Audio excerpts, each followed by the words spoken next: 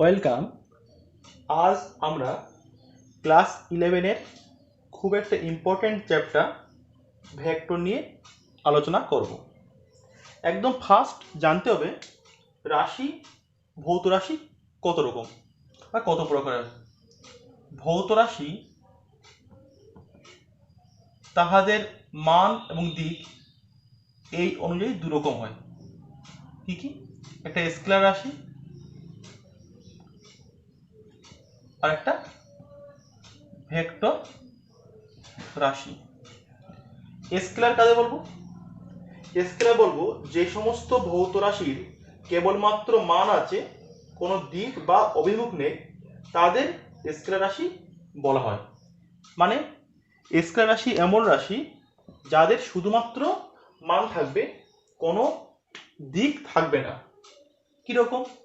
আমি বলতে পারি ভর, ঘনত্ব, আয়তন, ভর, ঘনত্ব, আয়তন, আর কি আছে, তাপমাত্রা, দ্রুতি, কার্য, এই সবগুলি একটি স্কেলার রাশির উদাহরণ। অপরদিকে যে সকল রাশির মান থাকবে এবং দিক থাকবে, একটা নির্দিষ্ট দিক থাকবে, এবং তারা ভেক্টর যোগের নিয়ম মেনে চলবে। এটা এক্সট্রা একটা পয়েন্ট, ভেক্টর যোগের নিয়ম মেনে চলবে। কোনো রাশির মান থাকলো, দিক থাকলো, অনেক ক্ষেত্রে তারা ভেক্টর নাও হতে পারে। মান থাকতে হবে, দিক থাকবে, এবং তারা ভেক্টর যোগে নিয়ম মেনে চলবে, তখন তাদের বলবো আমরা ভেক্টর রাশি। কি কি হতে পারে? সরণ, বেগ, ত্বরণ, বল ইত্যাদি। এই সবগুলি একটা একটা ভেক্টর রাশি। আমি বললাম না, ভেক্টর রাশির একটা বিশেষ পয়েন্ট কি, তারা ভেক্টর যোগের নিয়ম মেনে চলবে। কিরকম?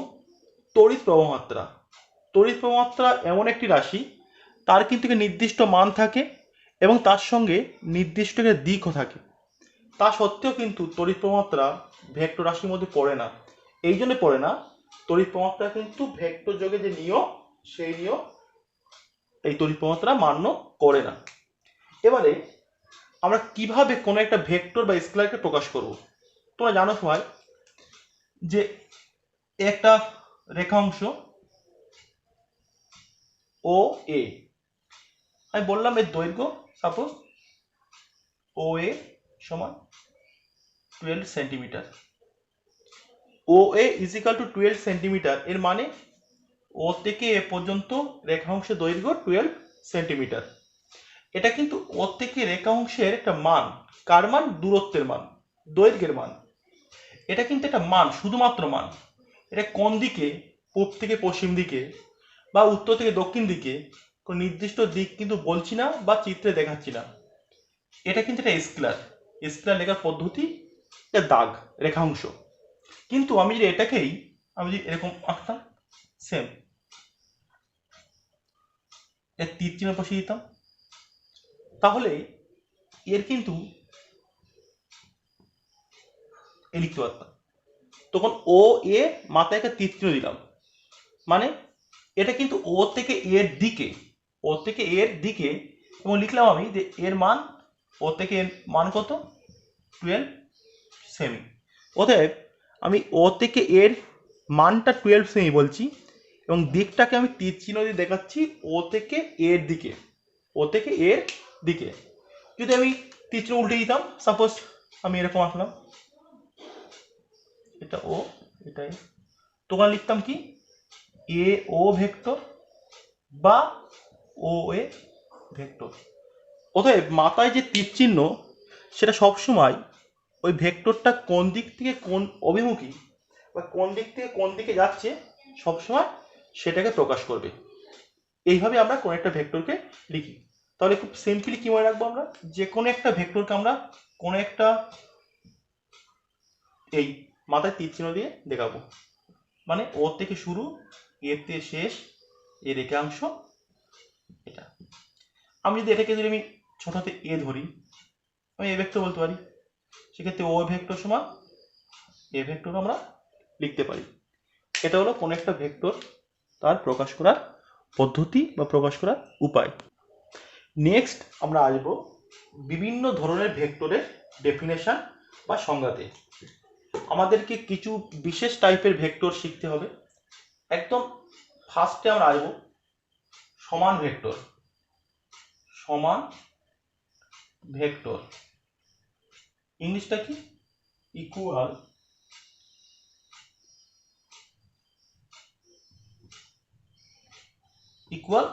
ভেক্টর। সমান ভেক্টর কাকে বলবো?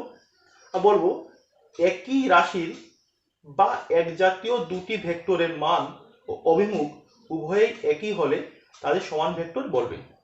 একই রাশির বা এক জাতীয় দুটি ভেক্টরের মান ও অভিমুখ উভয়ই একই হলে তাদের সমান ভেক্টর বলবে বা বলা হয়। কিরকম? আমি এর নাম দিলাম এ বি। এর সমান্তরাল ঠিক যতটা লম্বা ঠিক ততটা লম্বা নতুন আমি আরেকটা ভেক্টর আঁকলাম সি ডি। তাহলে এ বি এবং সি ডি সমান্তরাল। এ বি সমান্তরাল সি ডি, বা এ বি সরলরেখাটা সিডির সঙ্গে কি সমান্তরাল। আবার এ বি ভেক্টর যেদিকে সিডি ভেক্টরও সেই দিকে, মানে এ বি ভেক্টর সমান সিডি ভেক্টর। অর্থাৎ এ বি ভেক্টর এবং সিডি ভেক্টর দুটোর মান সমান, মানে এর দৈর্ঘ্য সমান, দুটো সমান্তরাল। সমান্তরাল অর্থাৎ একই অভিমুখী। অর্থাৎ আমি বলতে পারি এ বি সমান সিডি এবং এ বি সমান্তরাল সিডি, একই অভিমুখী এবং মান সেটাও সমান। তো লিখতে পারবো A B vector is equal to CD vector. অর্থাৎ এই দুটো ভেক্টর সমান। এরকম যে ভেক্টর তাদেরকে বলবো সমান ভেক্টর বা ইকুয়াল ভেক্টর। খুব সিম্পল মনে রাখবে, যদি দুটি ভেক্টরের মান এবং অভিমুখ একই হয়, একই দিকে হয়, তখন ওই দুটি ভেক্টরকে আমরা বলতে পারবো সমান ভেক্টর বা ইকুয়াল ভেক্টর। যদি আমি এটাকে সাপোজ আমি লিখলাম ছোট হাতের এ ভেক্টর, বারবার এ বি ভেক্টর লেখাটা একটু মানে অন্যরকম লাগে। সিডিকে লিখলাম ওই বি ভেক্টর, তো আমি লিখতে পারবো A vector is equal to B vector. মাথায় রাখতে হবে এই ইজ ইকাল টু মানে হলো এ ভেক্টর বাম দিকে ভেক্টর মান ডান দিকে ভেক্টরের মান সমান, বাম দিকে ভেক্টরের দিক ডান দিকে ভেক্টরের দিক সেটাও কিন্তু সমান হবে। নেক্সট আমরা আসবো বিপরীত ভেক্টর। বিপরীত ভেক্টর বা অপোজিট ভেক্টরস কাকে বলবো? যদি এরকম হয় একই রাশির অন্তর্গত দুটি ভেক্টরের পরম মান সমান কিন্তু অভিমুখ বিপরীত, তখন তাদেরকে বলা হবে বিপরীত ভেক্টর। খুব সিম্পল, যদি দুটি ভেক্টরের মান সমান কিন্তু দিক অপোজিট বা দিক উল্টো দিকে, তখন তাদেরকে বলা হবে বিপরীত ভেক্টর। মনে করা যাক এ বি একটি ভেক্টর এবং ঠিক এই সমান্তরালে আরেকটি ভেক্টর আছে, এটা সিডি। এটি সিডি একটি ভেক্টর। এ বি এবং সিডি দৈর্ঘ্য সমান কিন্তু দিক অপোজিট, তখন লিখতে পারবো এ বি এবং সিডির মান কিন্তু সমান, বাট এ বি ভেক্টর আর সিডি ভেক্টর উল্টো দিকে আগে নেগেটিভ লিখবো, নেগেটিভ সাইন আমরা ইউজ করব। মাথায় রাখবে ভেক্টরের ক্ষেত্রে ঋণাত্মক চিহ্ন অর্থাৎ নেগেটিভ সাইন মানে হলো সবসময় অপোজিট ডাইরেকশানে। অর্থাৎ A B vector is equal to minus CD vector, মানে এই ভেক্টর যেদিকে থাকবে সিডি ভেক্টরের ডাইরেকশনটা ঠিক উল্টো দিকে হবে। ইয়াদের মান সমান বাট দিক উল্টো দিক, সেই জন্য এদিকে বলবো বিপরীত ভেক্টর বা অপোজিট ভেক্টর। এক ছোট্ট জিনিস মনে রাখবে, এখানে ভেক্টরের ক্ষেত্রে অনেক ক্ষেত্রে আমরা মানটাকে বোঝানোর জন্য এই মড ইউজ করি। আমরা A B is equal to CD না লিখে A B vector is equal to CD vector এর মড এটাও লিখতে পারতাম। এটাও কিন্তু ভেক্টরের মানকে বোঝায়। এটাকে বলবো কি আমরা, এটা হলো এ বি ভেক্টরের মান, এটা কি সিডি ভেক্টরের মান।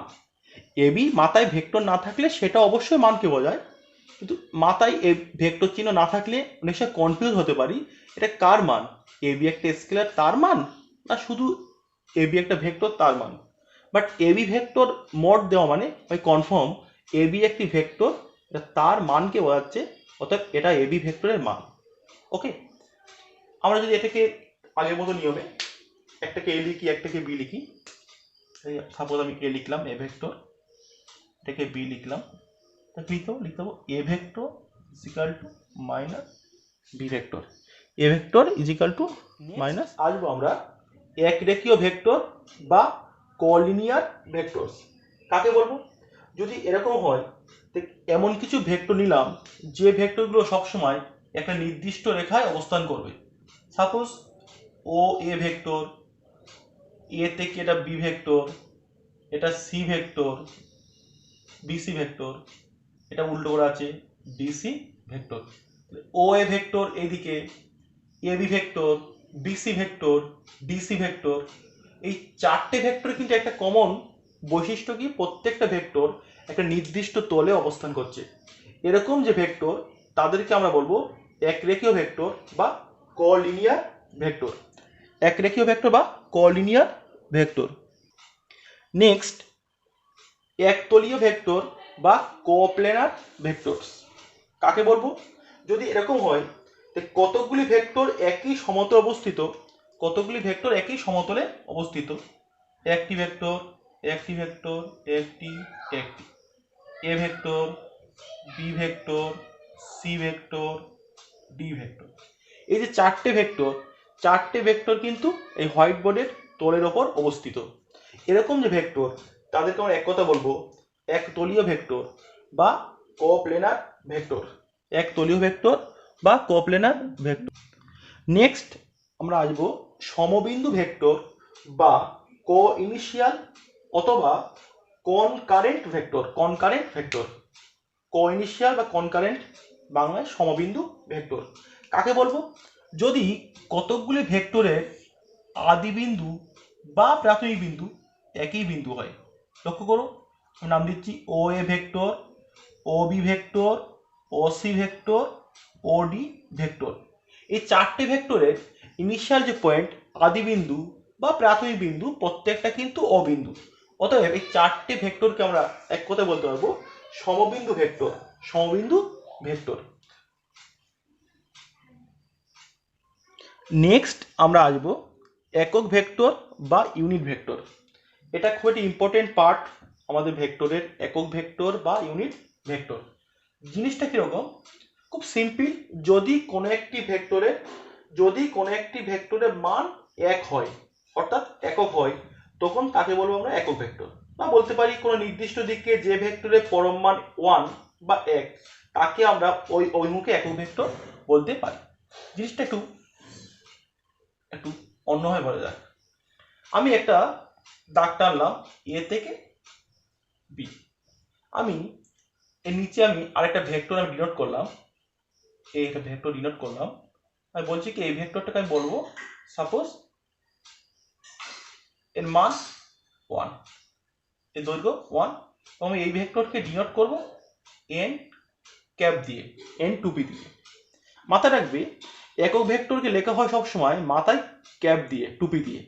যদি এটা এন ভেক্টর বলি, যেহেতু এর মান 1 একক, সেই জন্য এটাকে আমি বলবো একক ভেক্টর, মাথায় কি দিলাম cap, A cap, N cap, N টুপি। তাহলে আমি এটাকে তুলে আমি এখানে জাস্ট পুট করবো, এই দৈর্ঘ্যটা তুলে এখানে বসাবো। একবার হলো, আবার তুলে এখানে পুট করছি, দুবার তুলে এখানে পুট করছি, 3 বার, 4 বার। লক্ষ্য করো যদি এর সঙ্গে এটা সমান্তরাল, এটা এন ক্যাপ মানে আমি এটাকে এন ক্যাপ লিখতে পারি, এটা কোথায়,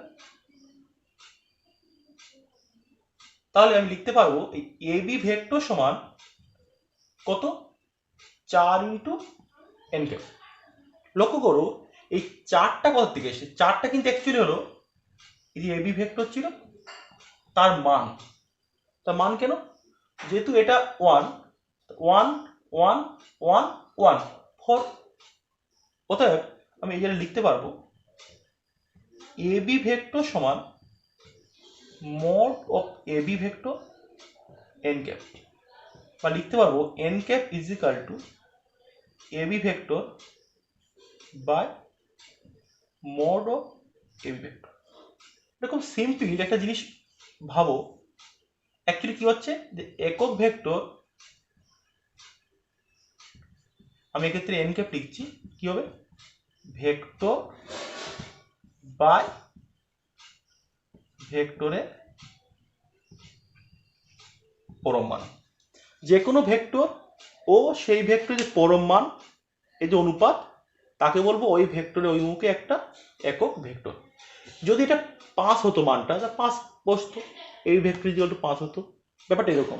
অতএব একক ভেক্টর ইজিক্যাল টু ভেক্টরের মান, ভেক্টর বা ভেক্টরের মান। নেক্সট আমরা আসবো শূন্য ভেক্টর বা জিরো ভেক্টর বা নাল ভেক্টর। শূন্য ভেক্টর কাকে বলবে, সংজ্ঞা বলি আমরা, সংজ্ঞা বলতে পারবো যে ভেক্টরের আদি বিন্দু ও অন্তিম বিন্দু সমাপতিত হয়, অর্থাৎ যে ভেক্টরের পরম মান শূন্য, সেই ভেক্টরকে বলবো আমরা কি, শূন্য ভেক্টর। অর্থাৎ আমি বলতে পারি যে এই ভেক্টরের কোনো নির্দিষ্ট অভিমুখ নেই কিন্তু এর মান শূন্য, নির্দিষ্ট অভিমুখ নেই কিন্তু মান শূন্য।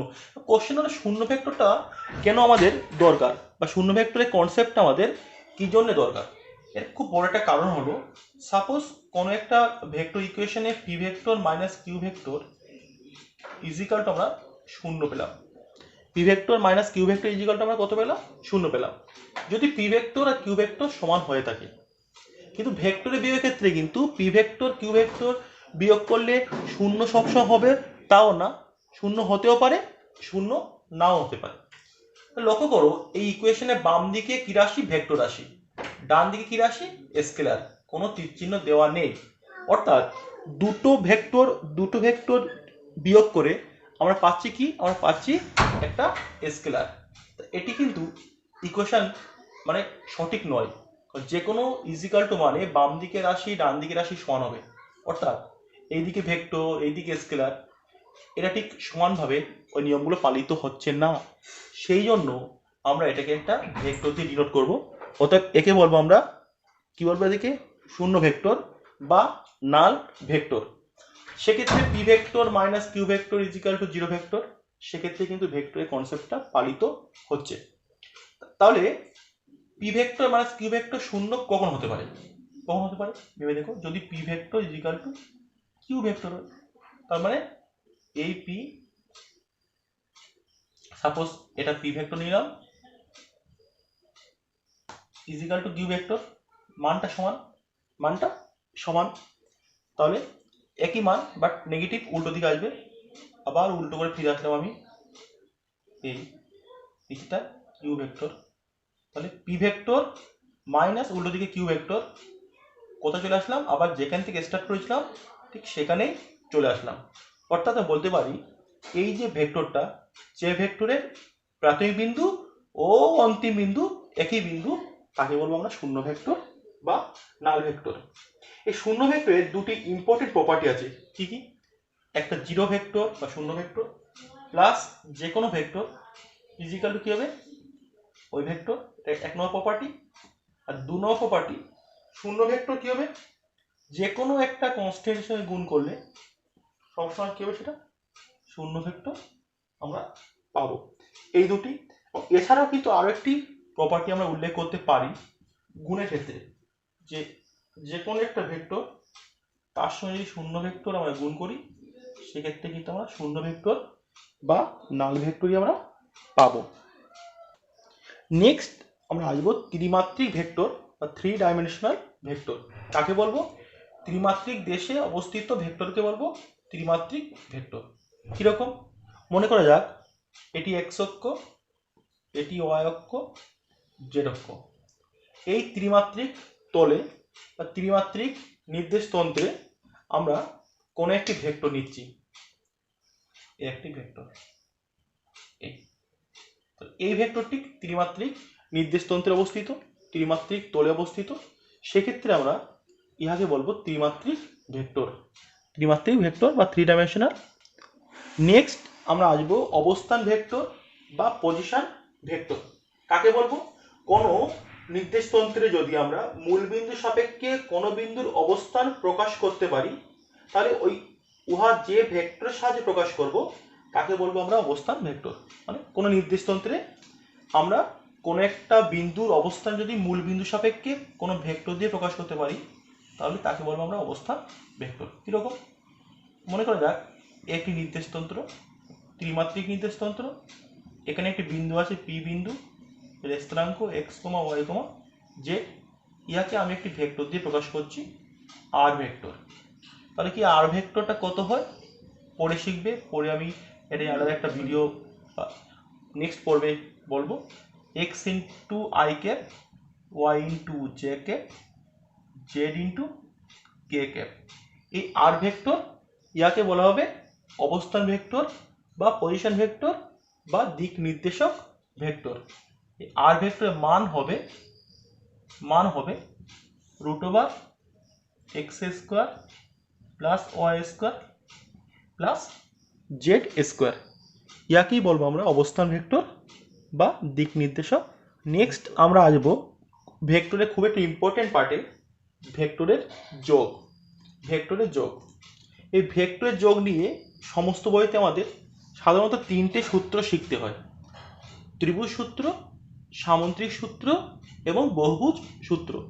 তা আমি এটাকে একসঙ্গে শেখানোর জন্য আমি নতুন একটা ডায়াগ্রাম তৈরি করছি। আমরা সাধারণত ভেক্টর যোগ দুটো পার্টে ভাঙতে পারি।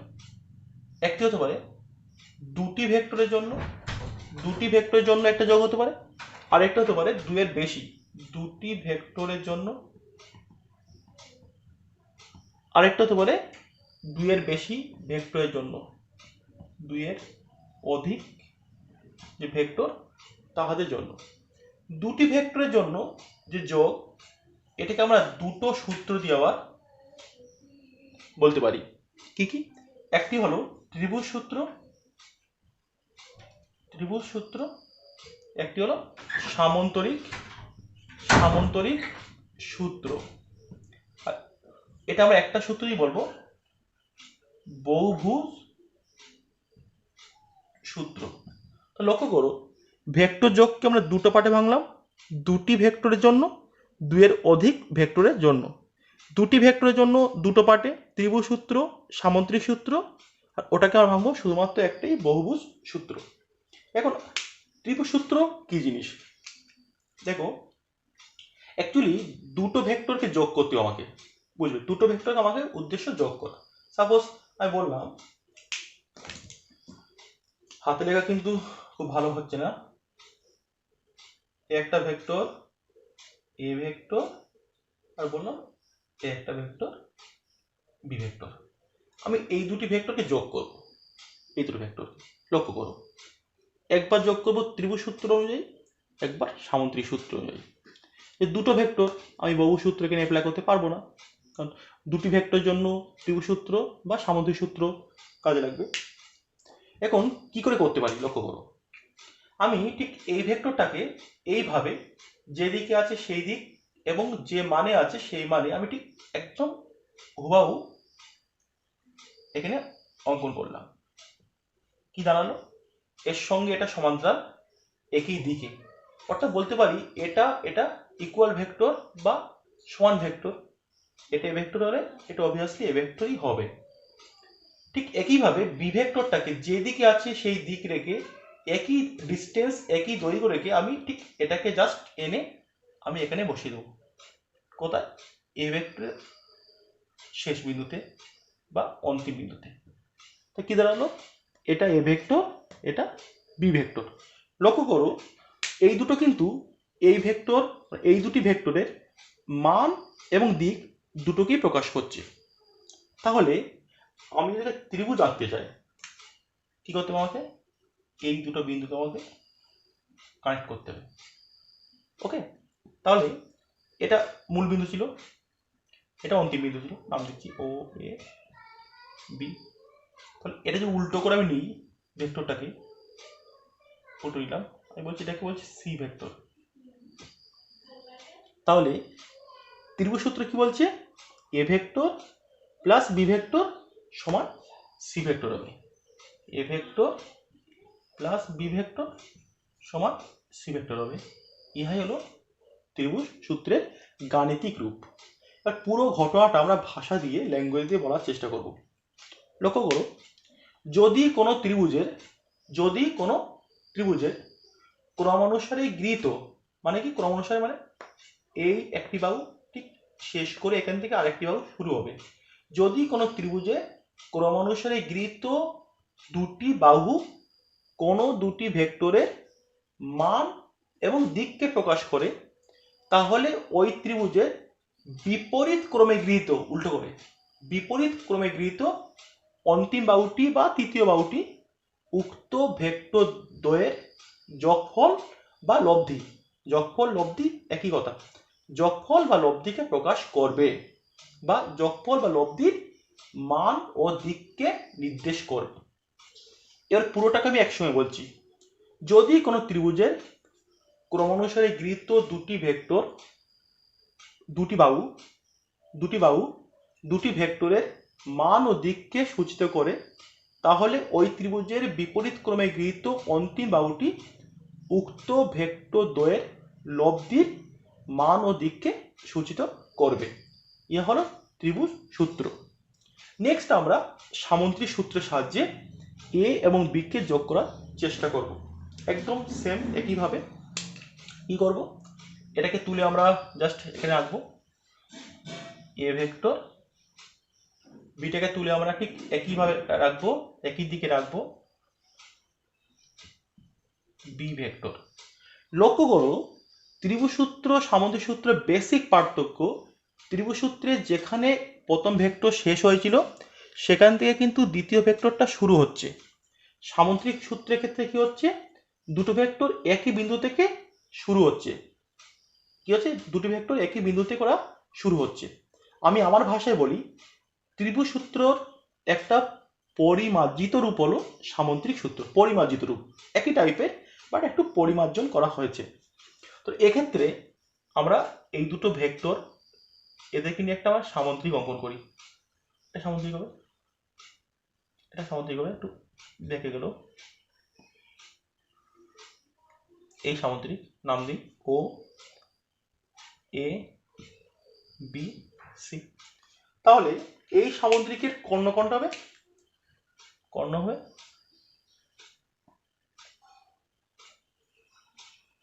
এটা, একে ভেক্টর দিয়ে প্রকাশ করছে। তাহলে সামুদ্রিক সূত্র কি বলছে, A vector plus B vector সমান সি ভেক্টর হবে, এটা সি ভেক্টর দিয়ে প্রকাশ করছি। তো ল্যাঙ্গুয়েজে বলি, যদি কোনো সামুদ্রিকের দুটি সন্নিহিত বাহু দুটি ভেক্টরের মান ও দিককে নির্দেশ করে বা সূচিত করে, তাহলে ওই সামুদ্রিকের উক্ত বাহুদ্বয়ের মধ্যবর্তী যে কর্ণ তাহা ওই ভেক্টর দ্বয়ের লব্ধির মান ও দিককে নির্দেশ করবে বা সূচিত করবে। লক্ষ্য করো এই সামুদ্রিকের এই বাহুটা সমান এবং সমান্তরাল। তো এটা যদি আমরা বি ভেক্টর লিখতে পারি, তাহলে চোখ বন্ধ করে আমরা কিন্তু এই বাহুটাকে আমরা অবশ্যই বি ভেক্টর লিখতে পারবো। লক্ষ্য করো সেক্ষেত্রে কিন্তু A vector plus B vector সমান সি ভেক্টর হচ্ছে, সেটাই কিন্তু ছিল ত্রিভুজ সূত্রের গাণিতিক রূপ। অতএব ত্রিভুজ সূত্র এবং সামন্ত্রিক সূত্র একই টাইপের, ইকুয়েশন একই টাইপের, বাট একটু সামান্য পার্থক্য আছে। কি পার্থক্য, ত্রিভুজ সূত্রের একটা ভেক্টর শেষ বিন্দু থেকে আরেকটা ভেক্টর শুরু হবে, সামন্ত্রিক সূত্রের দুটি ভেক্টর একই বিন্দু থেকে শুরু হবে। আমরা এটাকে এমনও লিখতে পারি, O A vector plus A B vector is equal to O C vector. এটা লিখতে পারি O A vector plus O B vector সমান ও সি ভেক্টর। এই সামন্ত্রিক সূত্র এবং ত্রিভুজ সূত্রে ইয়ার প্রত্যেকটা যে লব্ধির মান এবং দিক সেটাও নির্ণয় করতে হয়, সেটা আমি পরে করছি। নেক্সট আমরা আসবো বহুভুজ সূত্র। বহুভুজ সূত্র এটি কিন্তু একাধিক যে ভেক্টর, মানে দুইয়ের বেশি যে ভেক্টর তাদের ক্ষেত্রে প্রযোজ্য। ধরা যাক একটি ভেক্টর ও এ, আরেকটি ভেক্টর আছে এখান থেকে এ বি, এটি আছে বি সি, এটি আছে সি ডি। তাহলে এই চারটি ভেক্টর লক্ষ্য করো, O A vector, A B vector, B C vector, C D vector. এই চারটি ভেক্টর আমি পরপর নিয়েছি, মানে ক্রম অনুসারে নিয়েছি। আমি চারটে লব্ধিকে আমি চাইছি বার করতে। সেক্ষেত্রে আমি এটা ধরতে পারি, এটাকে আমি ছোটতে এ দিয়ে ধরলাম, বি ভেক্টর দিয়ে ধরলাম, সি ভেক্টর ধরলাম, ডি ভেক্টর ধরলাম।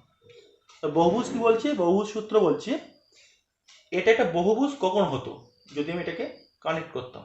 কানেক্ট না করলে বহুভুজ হবে কি করে? এই তাহলে এই অন্তিম বাহুটি এটি হবে এই সবগুলি ভেক্টরের সমষ্টি।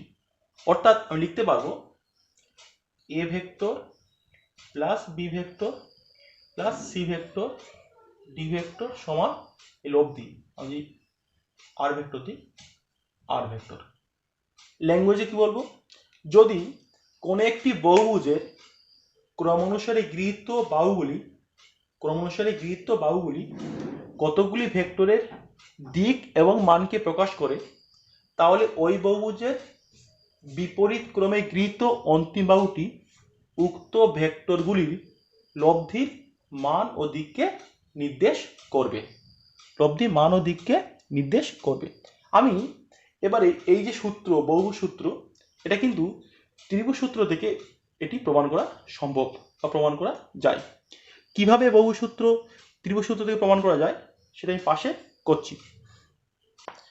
লক্ষ্য করো, পাশে কিন্তু আমি ত্রিভুজ সূত্র থেকে বহুভুজ সূত্রের প্রমাণটা করেছি। এর জন্য ছোট্ট একটা অঙ্কন লাগবে। ও থেকে বি বিন্দুকে কানেক্ট করলাম গ্রিন কালার দিয়ে, ও থেকে সি বিন্দুকে আমি কানেক্ট করলাম। তাহলে লক্ষ্য করো, তিনটে ত্রিভুজ পাচ্ছি আমি। তিনটে ত্রিভুজে আমি ত্রিভুজ সূত্র অ্যাপ্লাই করব। একদম ফার্স্ট ত্রিভুজ ও এ বি, এক্ষেত্রে ত্রিভুজ সূত্র অ্যাপ্লাই করলে কি হবে, পরপর বাহু ক্রমানুসারে গৃহীত বাহু ও এ প্লাস এ বি সমান ও বি লিখেছি। ঠিক একইভাবে ত্রিভুজ ও বি সি, এর ক্ষেত্রে কি হবে, এর ক্ষেত্রে পাবো O B vector plus BC vector is equal to O C vector.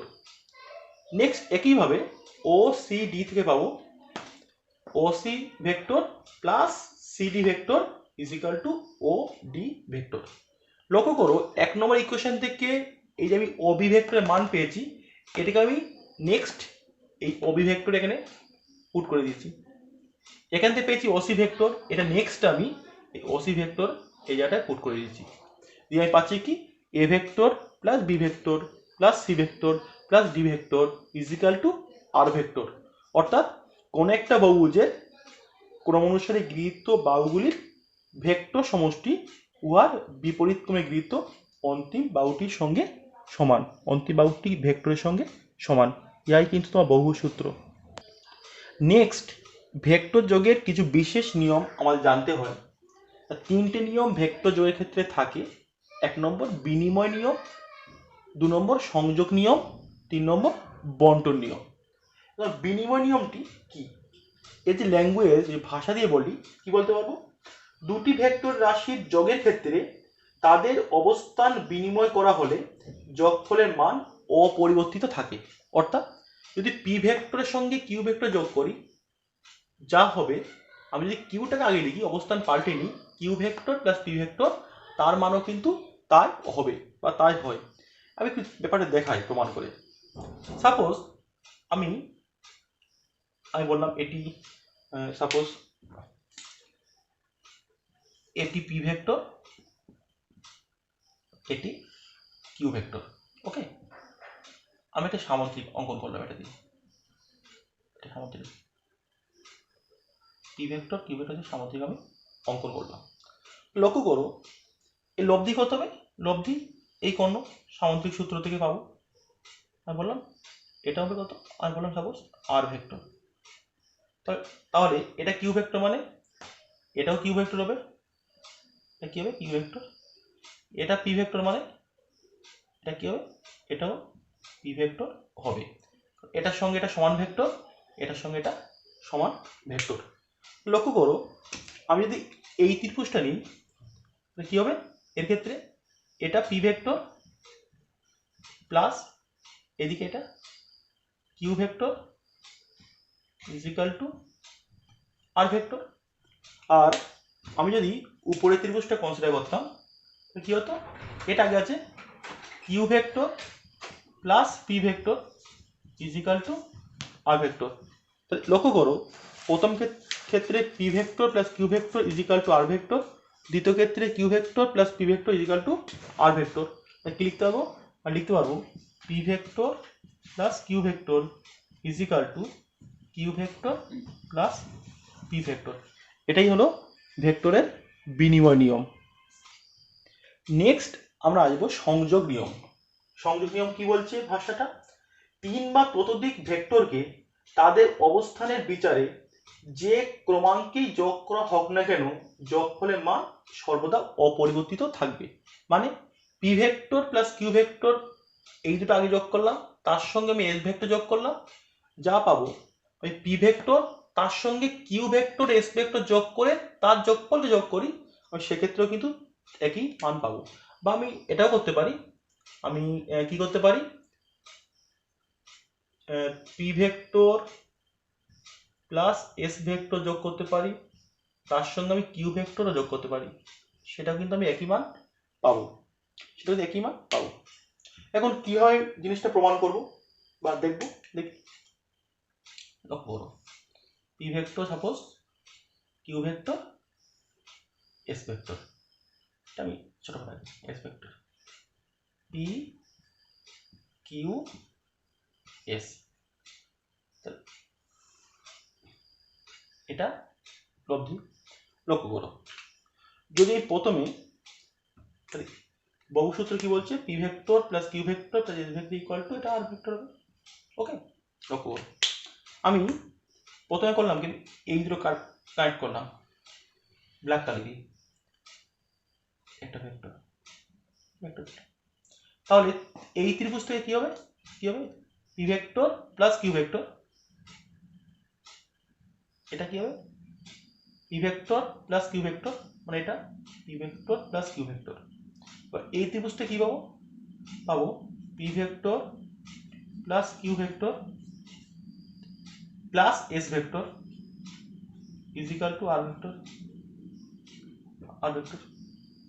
আবার আমি কিন্তু এটা এরকম না করে আমি এরকম করতে পারতাম, ভেবে দেখো, আমি এই যোগ করলাম এই, তাহলে কি হতো সেক্ষেত্রে Q vector plus S vector, এই গ্রিন কালার দাগটা কি হতো তখন, এটা হতো Q vector plus S vector.